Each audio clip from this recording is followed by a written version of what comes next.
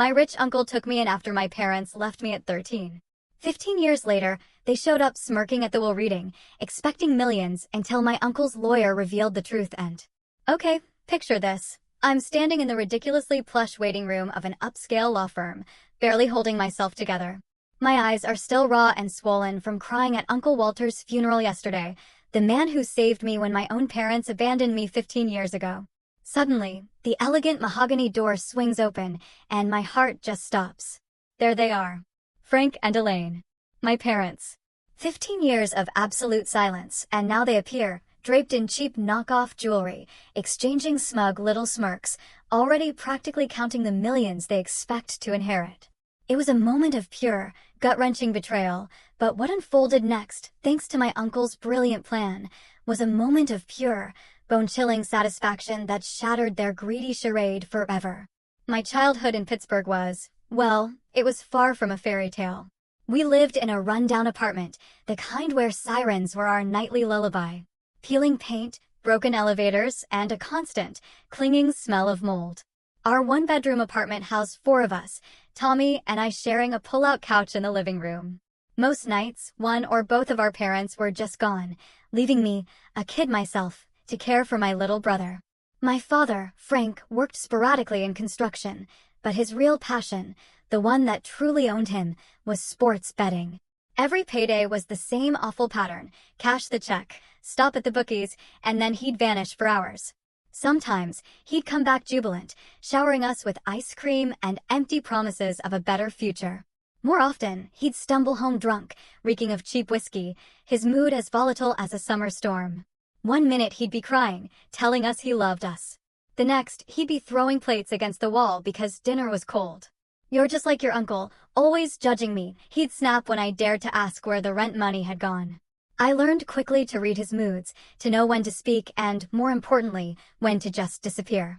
My mother, Elaine, worked at a department store makeup counter. She was beautiful, but in a brittle, fragile way, always meticulously made up, dressed in clothes she absolutely couldn't afford. She'd blow her paychecks on designer knockoffs and costume jewelry, dreaming of a luxurious life she believed she deserved. In her mind, Tommy and I were the anchors that had dragged her down, preventing her from becoming the glamorous person she was meant to be. "I could have been a model," she'd sigh, gazing at old photos. "I could have been somebody before I got stuck with you too." Tommy was 3 years younger than me, a gentle soul with chronic asthma and an incredible talent for drawing. He had Dad's dark curls but Mom's delicate features. From the moment he was born, I appointed myself his protector. I made sure he took his medicine, helped him with his homework, and, most crucially, I learned to divert our parents' anger when it threatened to consume him. Food was often scarce. I became an expert at stretching a jar of peanut butter for days, cutting each sandwich into 4 tiny triangles to make it seem more substantial. I learned which neighbors might offer a meal if I casually mentioned our stove was broken, and which school clubs provided snacks at their meetings. At school, I was relentless, maintaining perfect grades. Education was my ticket out. I knew that deep down, intuitively. My teachers saw my potential, and they saw our circumstances. Mrs. Winters, my 4th grade teacher, would often save an extra carton of milk for me and sometimes slip granola bars into my backpack when she thought no one was looking. "You are a bright girl, Della," she'd say, her voice soft but firm. "Don't let anything dim your light." My best friend, Lucy, lived just 3 blocks away in a stable, middle-class home with parents who worked regular hours and a refrigerator that was always, magically, full.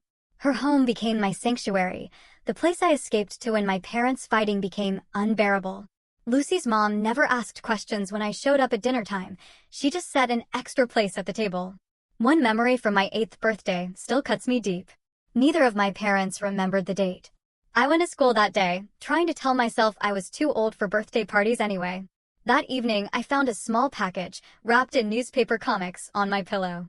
Tommy, my sweet brother, had saved his lunch money for weeks to buy me a plastic bracelet with purple beads. He'd even made a card from construction paper scraps he'd rescued from the school trash can. That night, I cried myself to sleep, not from sadness, but from the pure, sharp love I felt for him. I was 10 when I first met Uncle Walter. He arrived in a sleek black car that looked utterly alien on our street. At 35, he was only 7 years older than my father, but he seemed to belong to a different species entirely. Walter was tall, confident, wearing a tailored suit, and, most strikingly, he had a genuine smile. He was my father's older brother, but the resemblance ended at their shared dark eyes. Walter brought gifts for Tommy, a remote control car that made his eyes widen with pure delight. And for me, a book about women inventors. It was like he'd somehow seen into my soul, understood me in a way my own parents never had. "You remind me of our grandmother," he told me quietly. She had the same curious mind. The tension between Walter and Frank was thick, palpable.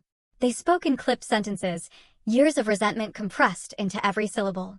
Not all of us had college handed to us on a silver platter. Frank spat when Walter mentioned his company's success. "And not all of us blame everyone else for our problems," Walter replied, his voice even controlled.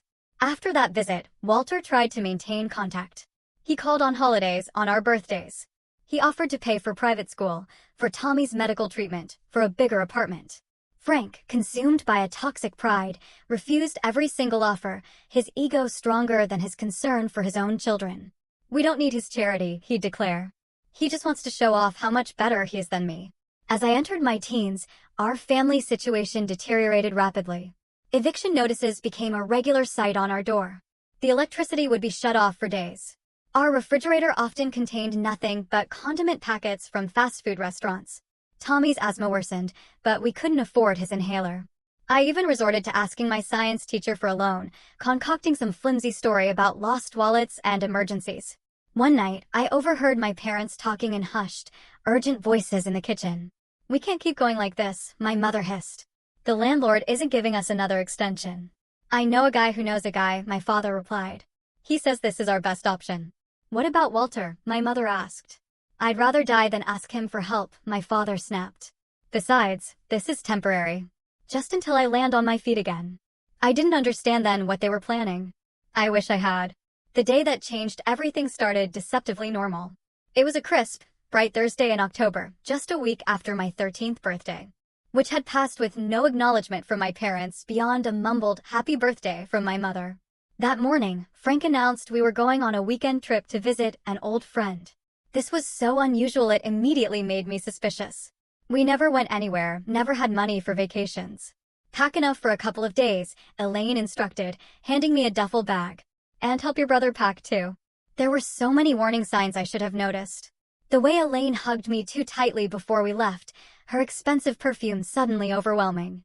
The way Frank avoided my gaze, staring out the bus window as Pittsburgh receded behind us. The fact that they brought only one small suitcase for themselves while insisting Tommy and I pack several changes of clothes. After a 3-hour bus ride, we arrived in Millbrook, a small town I'd never even heard of. Frank led us to a modest house on a quiet street where a gray-haired woman waited on the porch. "Kids, this is Margaret," Frank said, a forced cheerfulness in his voice. "She's an old friend who has kindly offered to let us stay for the weekend." Margaret smiled, but it didn't reach her eyes. She was a complete stranger to me, though my parents acted as if they'd known her forever. Her house was tidy but sparse, with plastic covers on the furniture and walls utterly devoid of personal photos. That first evening, after a silent dinner of spaghetti and canned sauce, my parents announced they needed to run to the store for groceries. "We'll be back soon," Elaine said, applying fresh lipstick in the hallway mirror. "Be good for Margaret." Tommy sat by the window for hours, his small face pressed against the glass, watching for headlights that never appeared. As bedtime approached, he grew anxious. "Where are Mom and Dad?" he asked, his breathing becoming labored, the way it did before an asthma attack. "They probably got held up," I reassured him, though my own stomach was knotted with worry. "They'll be back by morning." Margaret set up a rollaway bed in a small back room for us to share. I lay awake most of the night, listening to Tommy's wheezing breaths and the unfamiliar creaks of the strange house. By morning, there was still no sign of our parents. I tried calling their cell phones, but a robotic voice informed me that both numbers were no longer in service. Margaret avoided my questions, busying herself with breakfast preparations and laundry. By the second day, Tommy developed a high fever, his asthma flaring without his medication. Margaret finally called a local doctor who brought an emergency inhaler. As the doctor examined my brother, I confronted Margaret in the kitchen. "Where are my parents?" I demanded. "When are they coming back?" Margaret's shoulders slumped. She looked suddenly older, the lines around her mouth deepening. I wasn't going to tell you yet, she said softly. Your parents paid me to keep you for a week. They said they would come back, but... She pulled an envelope from a drawer and handed it to me. Inside was a single sheet of paper with my mother's flowing handwriting. Della and Tommy, we cannot continue like this. You deserve better than what we can provide. Don't try to find us. This is for the best. You will have a better life without us dragging you down. No, I love you. The words blurred as tears filled my eyes. No real explanation, just abandonment disguised as sacrifice. Margaret called the police that afternoon. They arrived with grim faces and clipboards, asking questions I could barely process. Child Protective Services was contacted. Tommy and I were taken to separate rooms and interviewed. They wanted to know if our parents had ever hurt us physically. No. If they had mentioned where they might go. No. If we had other relatives who could take us in. My uncle, I said through tears. Uncle Walter, in Chicago. The worst moment came the next day when they told us they were placing us in separate foster homes. Tommy clung to me, his small body racked with sobs. You can't take him. I begged. He needs me. He has asthma. He's afraid of the dark. But my pleas fell on deaf ears. Tommy was placed with a family in Ohio, while I was sent to a group home in Millbrook until more permanent arrangements could be made.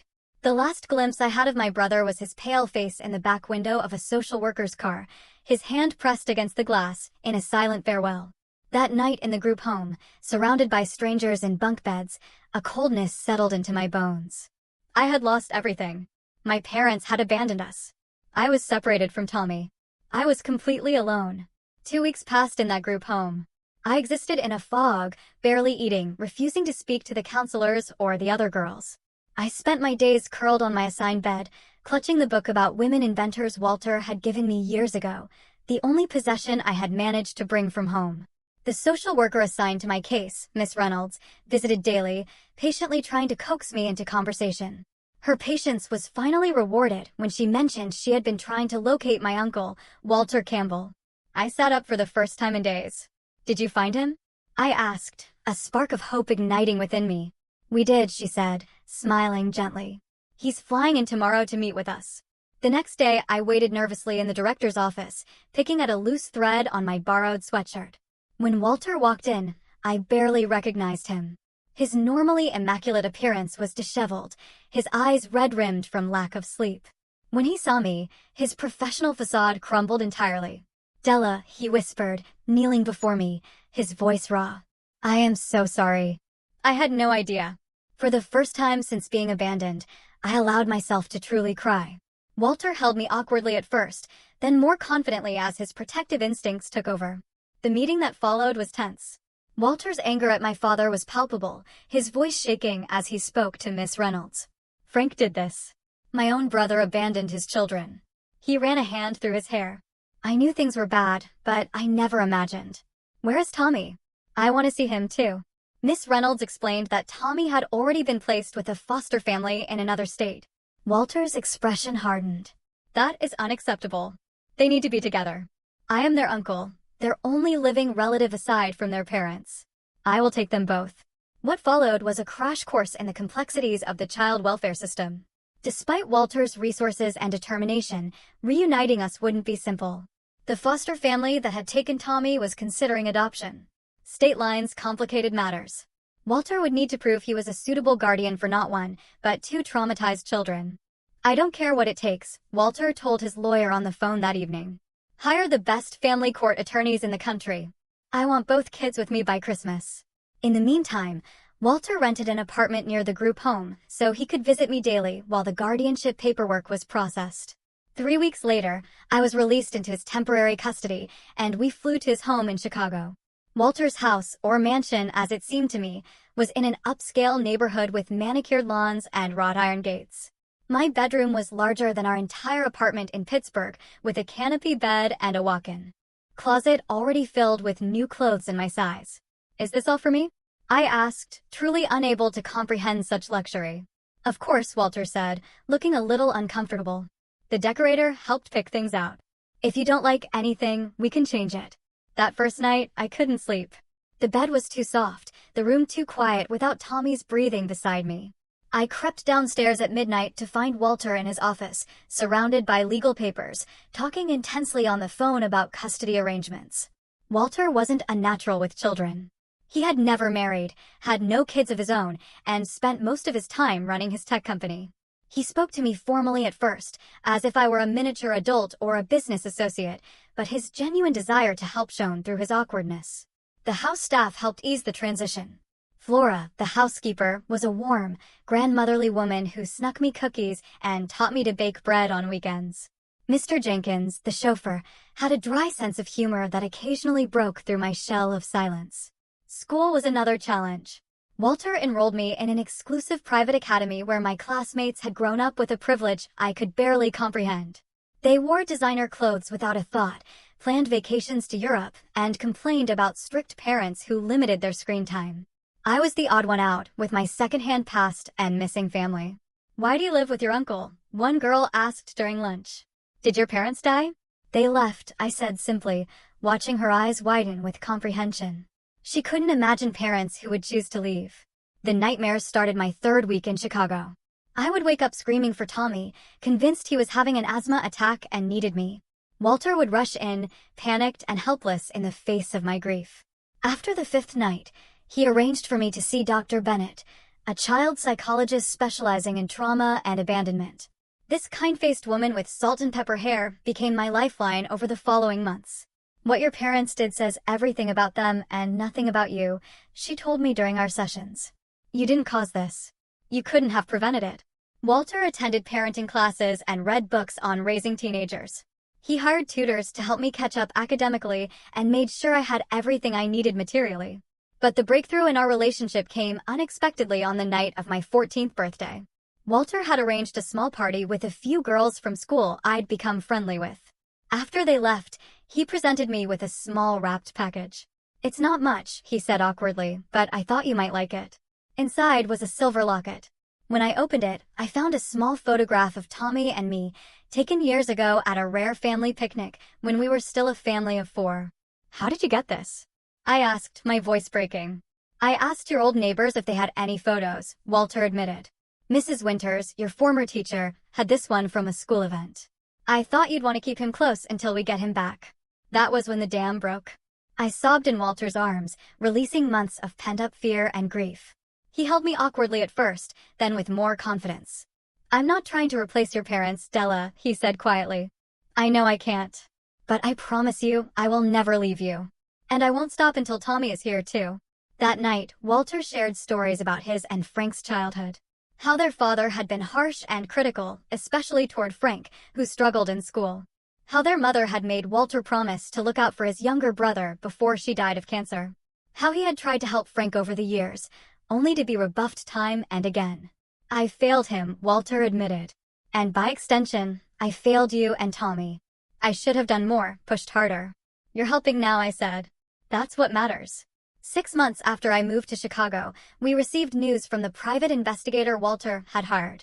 Tommy had been located with his foster family in Columbus, Ohio. They were reluctant to give him up, having already formed attachments, but Walter was determined. Our first visit was supervised by social workers. Tommy had grown taller in our months apart, but was still painfully thin, his eyes too large for his face. When he saw me, he launched himself into my arms with a cry. "Della, you came. I knew you would find me." I held him so tightly he squeaked in protest. I cataloged the changes in my little brother. His asthma was better managed now, his foster parents ensuring he had proper medication. He was even enrolled in art classes, his natural talent flourishing with proper supplies and instruction. Part of me was grateful they had taken good care of him, even as I resented them for having the time with him that I had lost. Walter knelt to Tommy's level, introducing himself gently. "I've heard so much about you," he said. "Della talks about you all the time." Tommy studied Walter carefully before asking, "Are you going to be our new dad?" Walter glanced at me, then back to Tommy. "I'd like to be your guardian, if that's okay with you. We can figure out what you want to call me later." As we left that first visit, Tommy clung to my hand. "Don't leave me again," he begged. "Never," I promised. "Walter is going to bring you home with us soon." Walter was true to his word. He didn't give up despite the legal obstacles. He hired the best family law attorneys, attended every court hearing, and proved his unwavering commitment to both of us. For 2 years, Walter fought through the legal system to reunite Tommy and me. The custody battle was complicated by state boundaries, the foster family's attachment to Tommy, and concerns about Walter's demanding career and bachelor lifestyle. But Walter's determination never wavered. He restructured his company to allow him more time at home, renovated a bedroom specifically for Tommy, and even installed a state-of-the-art air purification system to help with Tommy's asthma. The day Tommy finally came home to Chicago permanently was the happiest day of my life since our parents had left. He was 12 by then, still small for his age, but healthier, his creative spirit intact despite everything he had endured. Walter arranged a welcome home party with balloons and Tommy's favorite chocolate cake. For the first time, the mansion truly felt like a home. Walter's approach to parenting was unique. Having never had children, he treated us more like young adults than kids, explaining his decisions and listening to our opinions. He spoke to us about his business, Campbell Tech Solutions, a cybersecurity firm he had built from scratch. The company protects other businesses from hackers and data breaches, he explained one evening at dinner. Think of it as a digital security system. I found myself fascinated by the business world Walter inhabited. Numbers had always made sense to me, patterns and projections coming naturally to my analytical mind. When Walter noticed my interest, he began bringing home simplified versions of business problems for us to discuss. What would you do in this situation? He would ask, outlining a client's dilemma or a marketing challenge. Tommy, meanwhile, flourished in his new arts-focused middle school. Walter had converted a sunroom into an art studio for him, complete with professional quality supplies and north-facing windows for optimal light. Tommy's asthma improved dramatically with proper medical care and less stress, his attacks becoming rare occurrences rather than weekly events. Gradually, the three of us formed our own family traditions. Sunday dinners were sacred, no business calls or homework allowed. We took summer trips to national parks, Walter patiently hiking at our pace despite his fitness advantage. For Christmas, we volunteered at a local shelter before exchanging our own gifts, Walter insisting that giving back was part of the privilege we now enjoyed. On my 16th birthday, Walter presented me with legal papers. He wanted to formally adopt both Tommy and me, giving us his last name. You don't have to decide right away, he said. And you can keep your original name if you prefer. This changes nothing about how I feel about you both. Tommy immediately said yes, thrilled at the idea of officially becoming a Campbell. I hesitated, torn between my anger at my birth parents and a lingering sense of loyalty to my original identity. In the end, we compromised with hyphenation. We became the Morris Campbell siblings, honoring our past while embracing our future. The adoption was finalized on a snowy December morning. The three of us dressed in our best clothes for the courthouse ceremony. The judge, who had overseen much of our case, smiled as she signed the final papers. This is how the system is supposed to work, she told Walter. You have given these children the stability they deserve. High school flew by in a blur of advanced classes, debate team competitions, and growing confidence. Walter never pressured me about college, but I knew education was important to him. When acceptance letters arrived from several prestigious universities, I chose Northwestern's business program, allowing me to live at home while attending classes.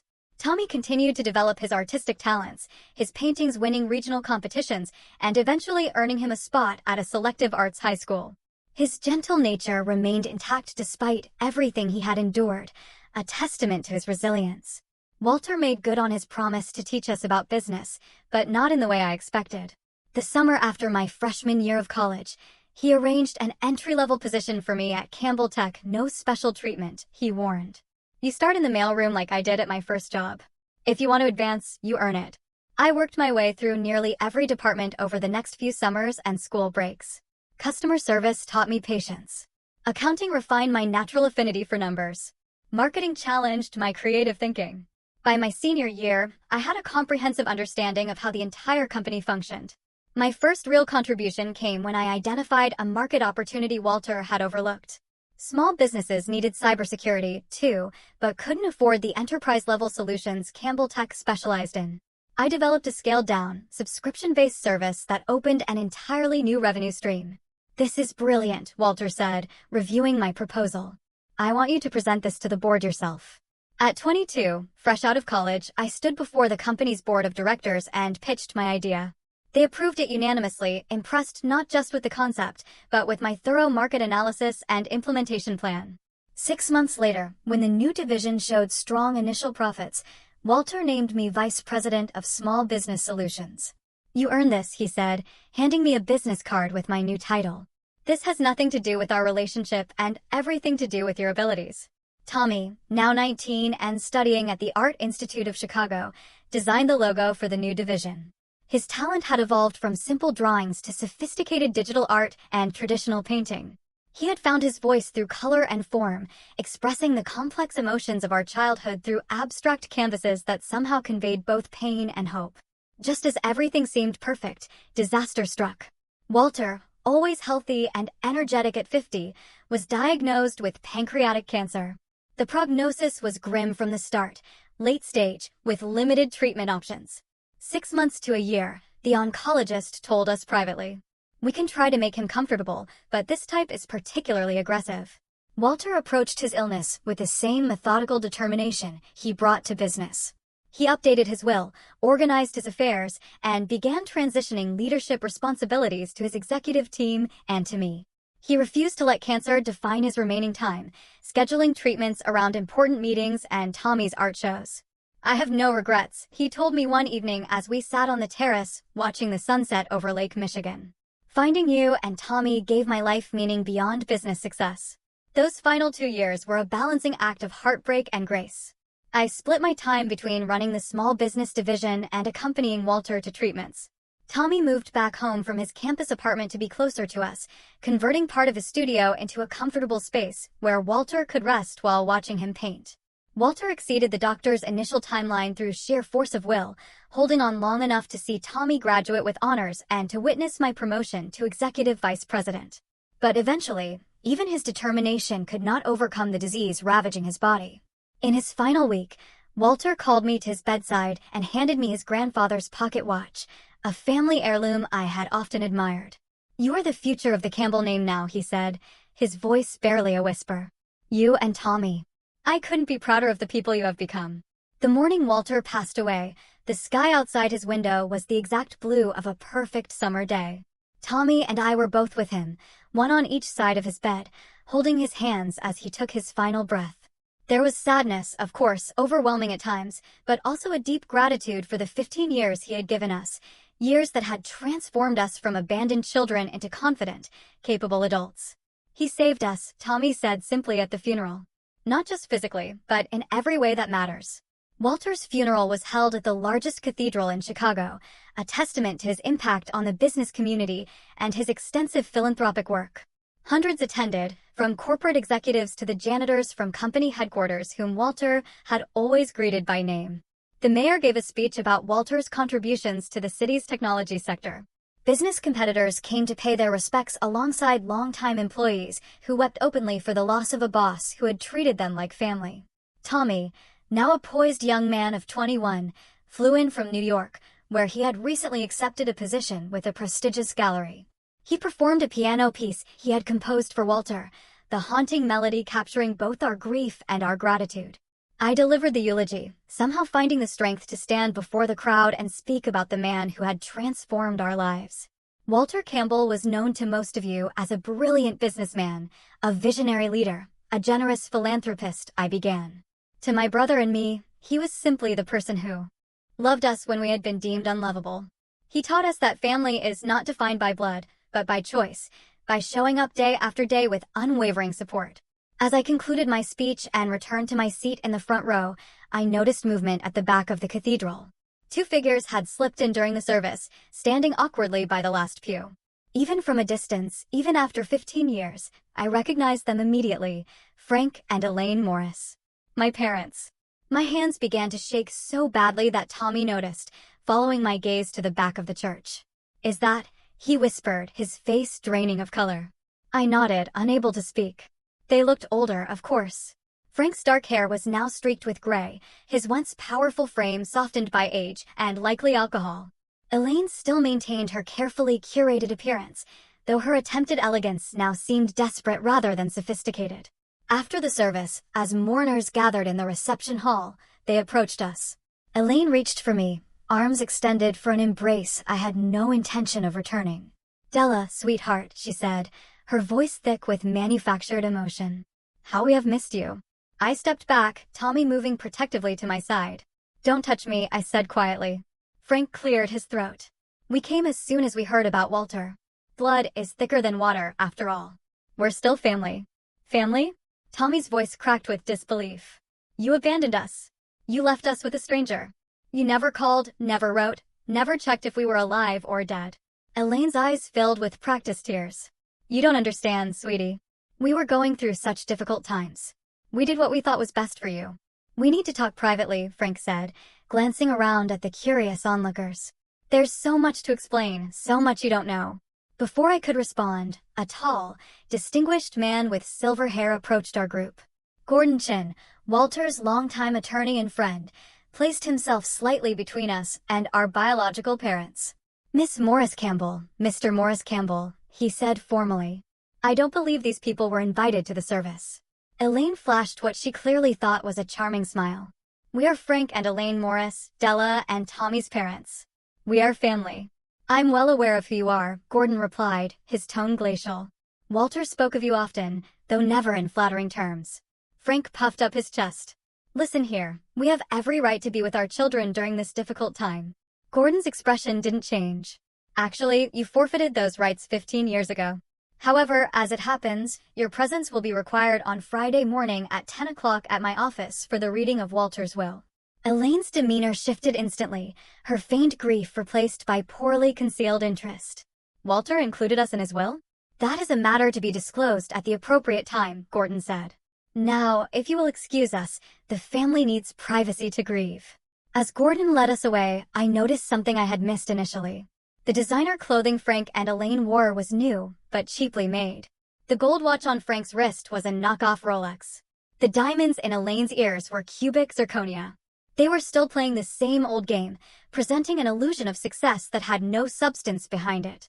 Later that evening, back at the house that now felt too empty without Walter, Tommy expressed his concerns.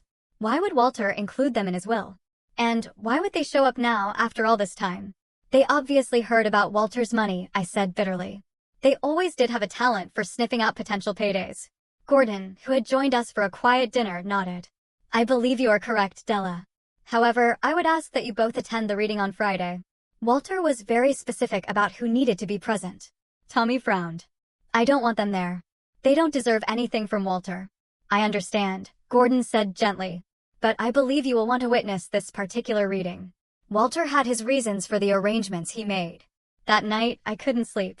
I wandered through the quiet house, eventually finding myself in Walter's study.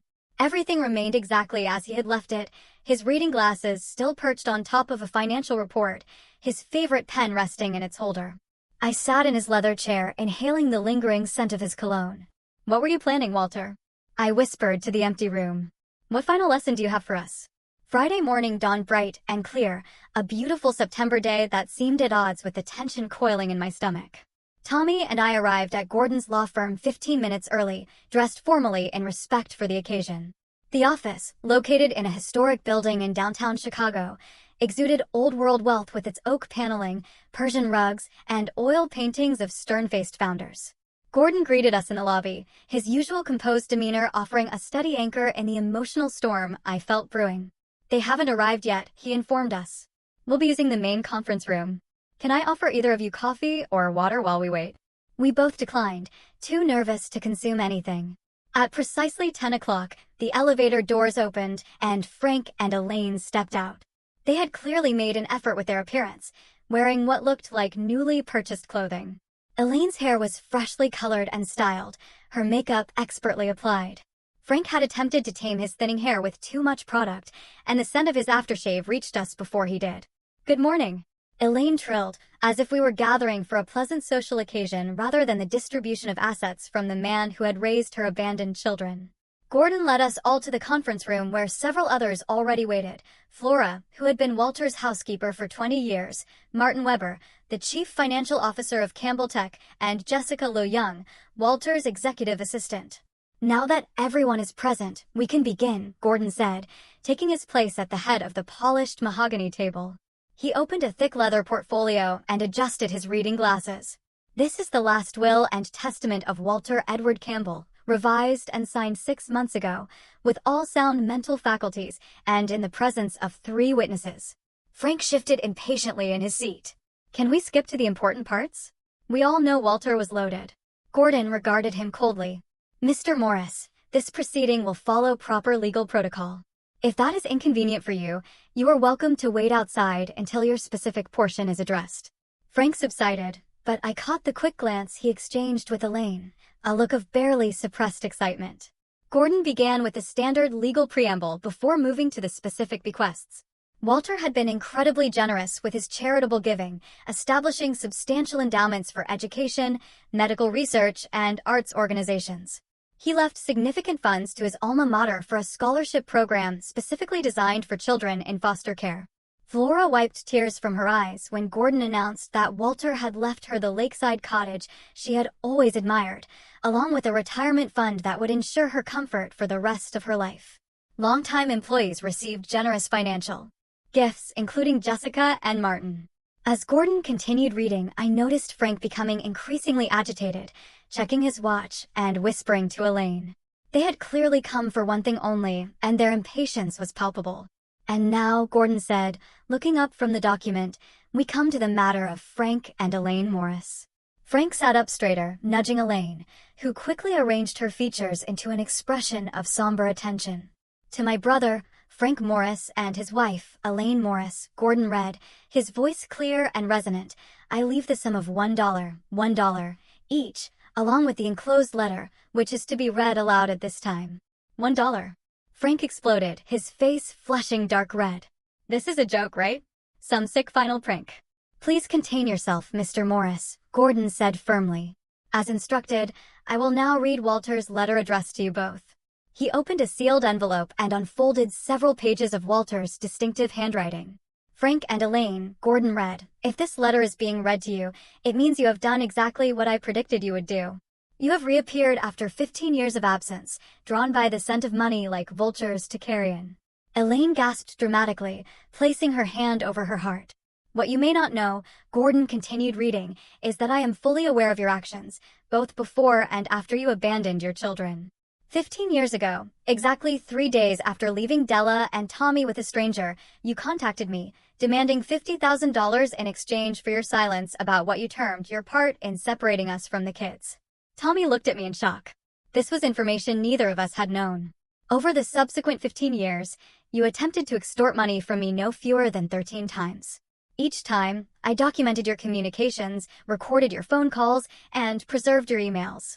The most recent attempt was 5 years ago, when you, Frank, threatened to tell Della and Tommy that I had paid you to disappear from their lives, a vicious lie that would have devastated them.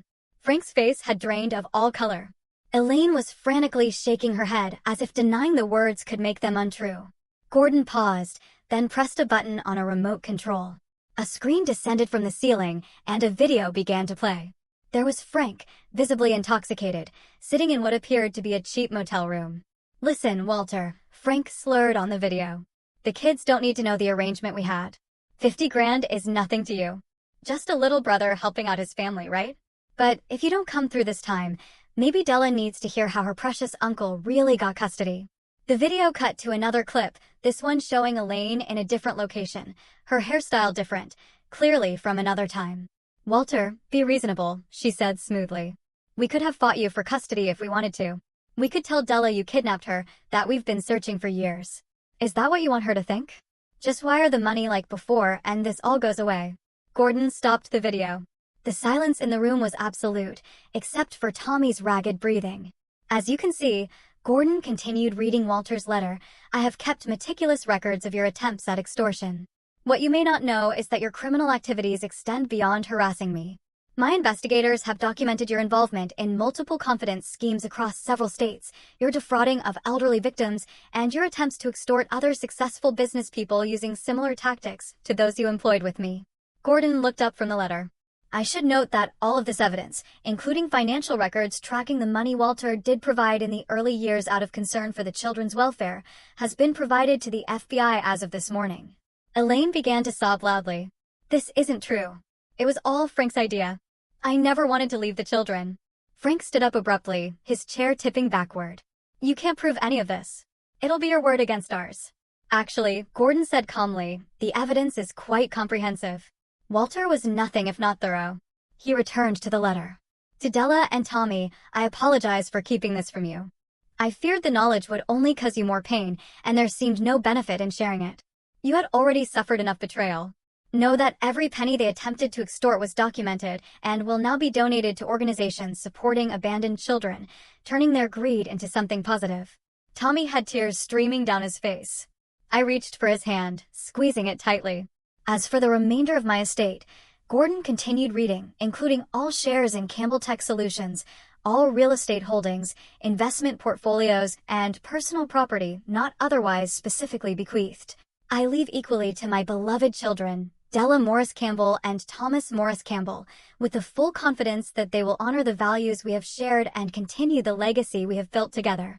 Gordon folded the letter and looked up. That concludes the reading of the will. At that moment, the conference room door opened and two men in dark suits entered, displaying FBI badges. Frank and Elaine Morris, one agent said, "We need you to come with us.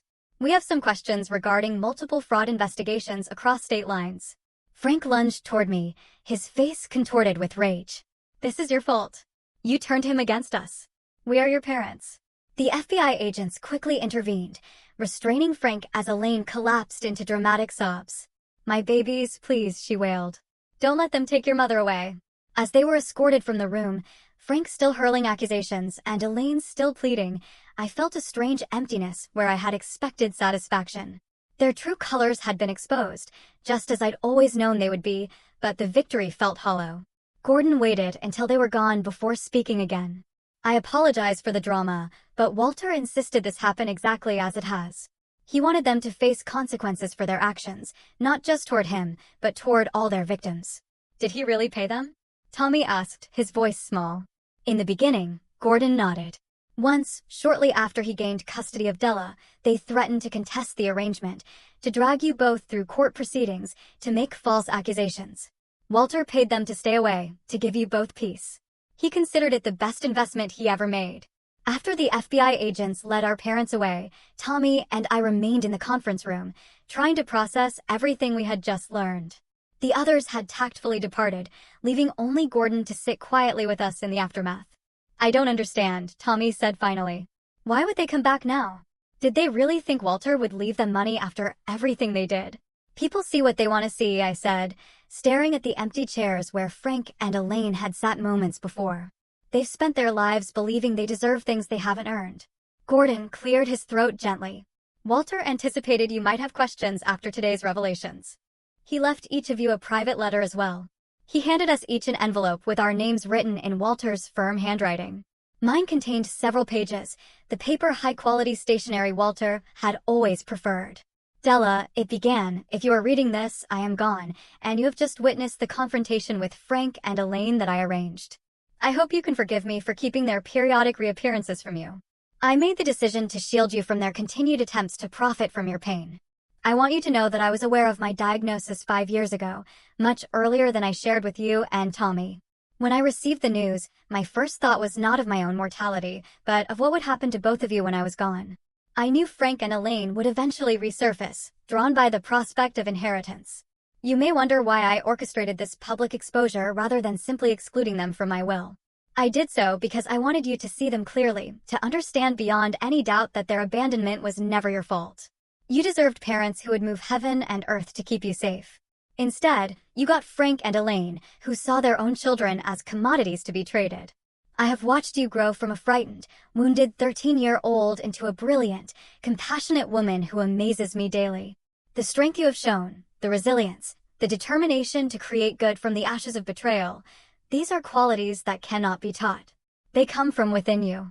My greatest regret is that I will not be there to see all you will accomplish. But I leave this world confident in the knowledge that you and Tommy will continue to thrive, to support each other, and perhaps to help other children who, like yourselves, need someone to believe in them. With all my love and endless pride, Walter. I folded the letter carefully, tears blurring my vision. Across the table, Tommy was similarly affected by his own letter, wiping his eyes with the back of his hand. "He knew," Tommy said softly. "He knew all along they would come back for money." I nodded, unable to speak past the lump in my throat.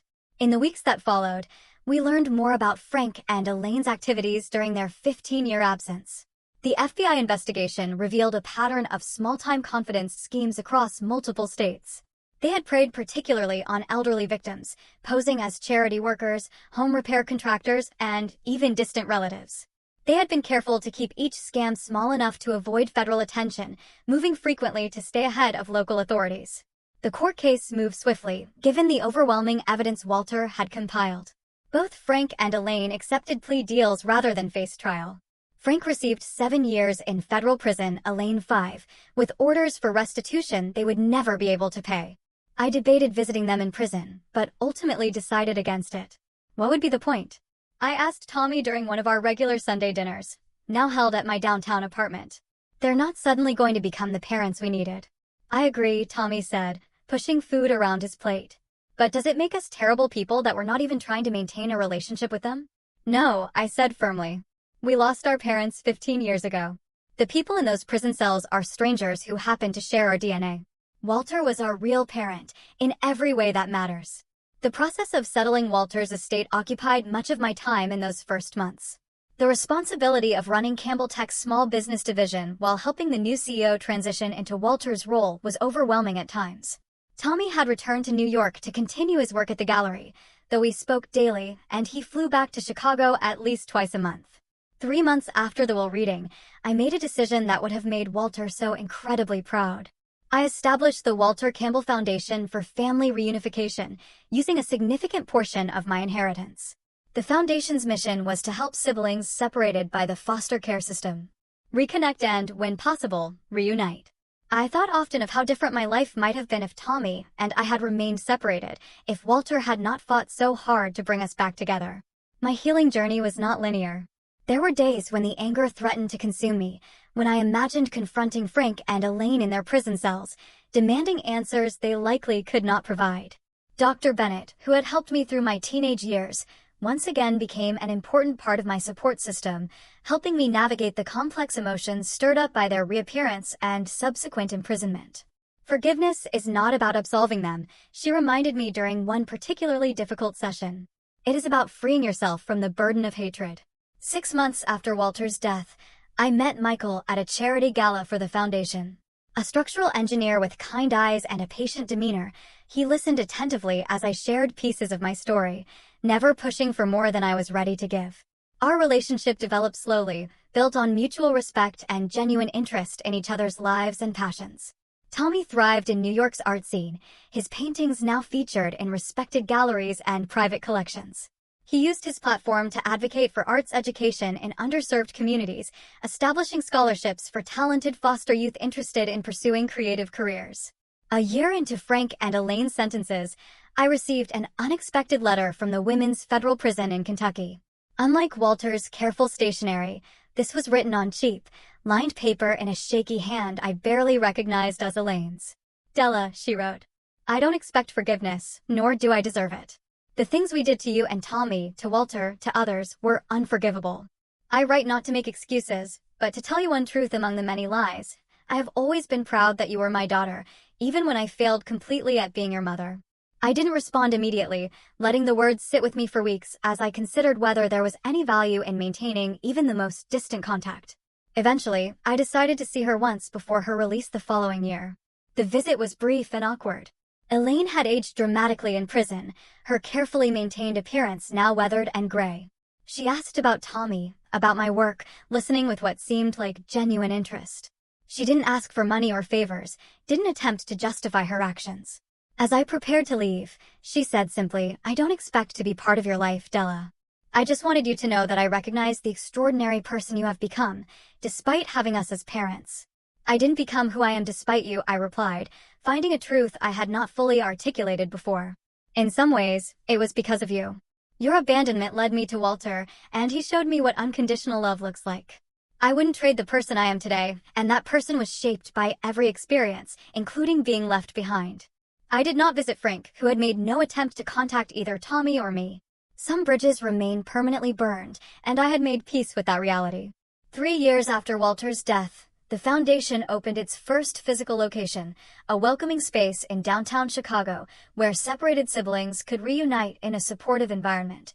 with counselors available to help navigate the complex emotions such reunions often triggered. We named it Campbell House, in honor of the home Walter had created for Tommy and me. The most profound moment in my healing journey came, unexpectedly, during the open house celebration for Campbell House.